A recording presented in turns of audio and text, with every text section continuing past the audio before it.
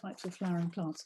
So what I thought we'd do now that we've had an introduction to planning and colour schemes is actually go through the different types of flowering plants, going through annuals, bulbs, perennials, looking at grasses, separately looking at climbing plants, shrubs and trees, and even wildflowers, and seeing how we can use those in our gardens, and focusing particularly on plants that do well here and are reasonably hardy and don't need special care and attention all the time.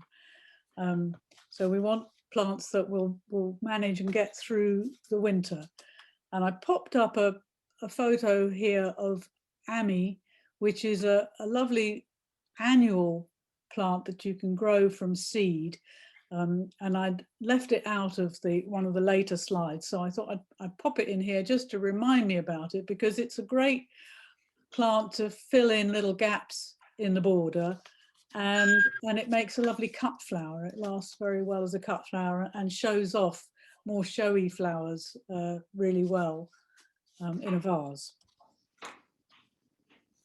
So starting then with annuals, I thought for not everybody appreciates or has had an opportunity to learn what the difference is between an annual and perennial. So forgive me if I'm teaching people that already know things, but I thought I would just mention some of the basics.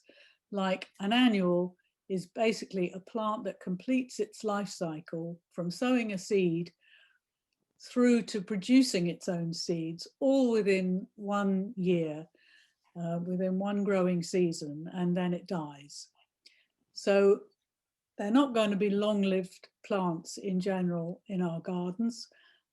We typically use them for filling gaps in our summer borders.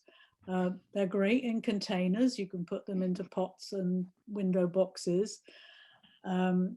And they also often find a place in the vegetable garden as companion plants. So things like marigolds and nasturtiums you might grow alongside your veggies to attract beneficial insects or to attract away some of the predators.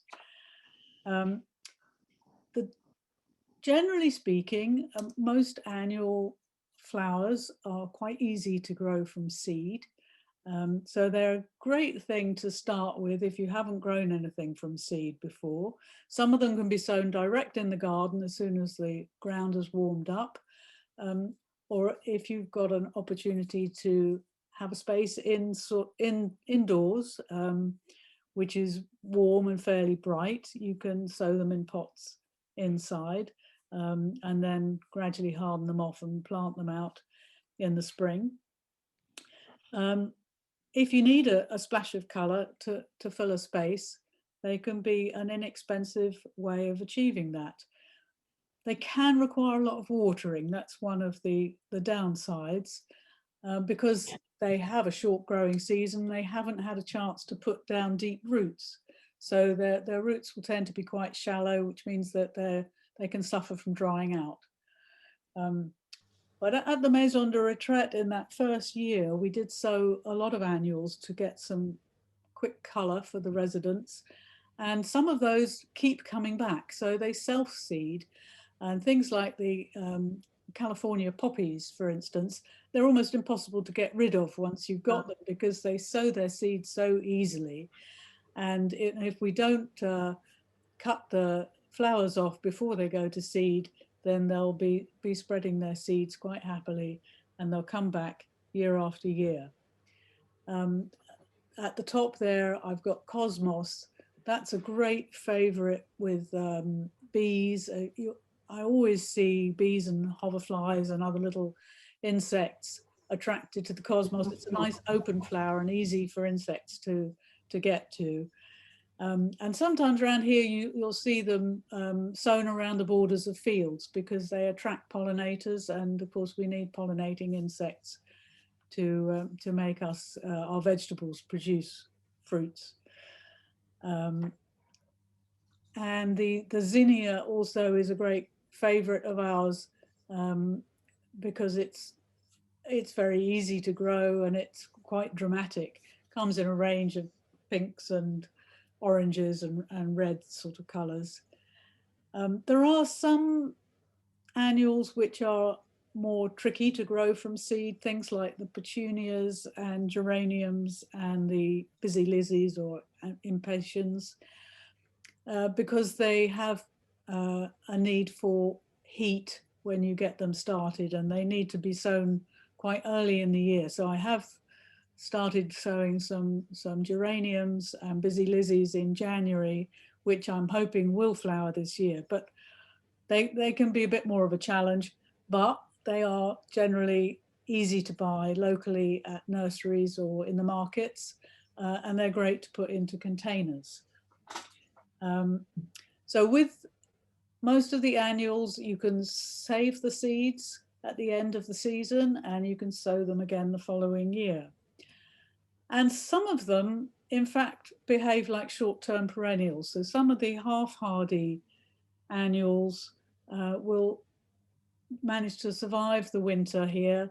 So things like snapdragons and the nicotiana, the tobacco plants, I find that they just keep going for quite a long time. So they behave like perennials, but they're actually always sold as annuals.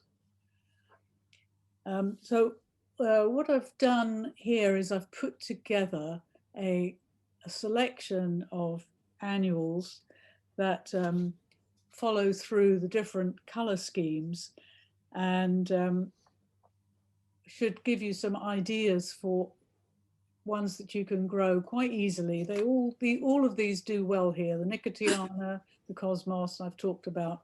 Cornflower does tend to come back year after year.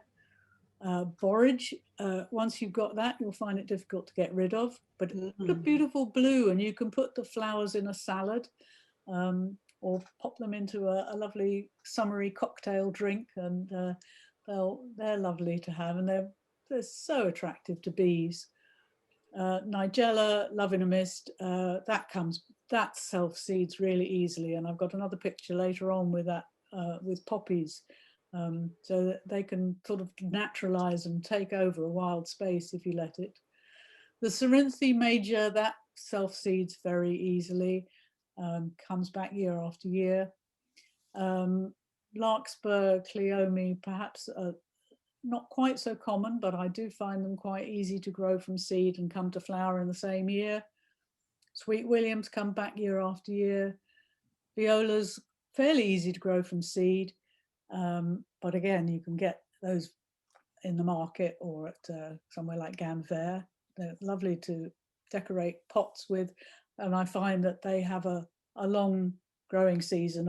I bought some in, must have been October, and they're still flowering their little heads off, and they will keep going for quite a while yet. Zinnias I've mentioned. Sweet peas I will talk about again a little bit when we come to climbers, but this particular one was a dwarf sweet pea, which was absolutely glorious in a pot. And it smelt so lovely. I had to put it somewhere where I could get it at nose height, so that as I walked past, I could have a little sniff. I think it was called Cupid's Pink. Really, really lovely little sweet pea. Another cosmos, because they come in a wide range of colours. California poppies. Calendula I grow in my potager as a, you can eat the petals, but it's also, I think it's supposed to be good for keeping black fly away from your veggies. And nasturtiums are also grown as a companion plant. Snapdragon, antirrhinum I've mentioned. I have a really deep pinky red, which has kept flowering for months.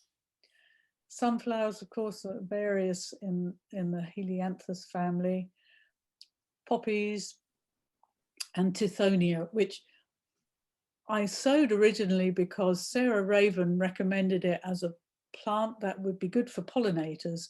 I've not yet managed to see a single bee on a Tithonia. I keep trying to take a photo, but they don't seem to maybe they're English bees that like tithonias, and the French bees haven't learned about them yet.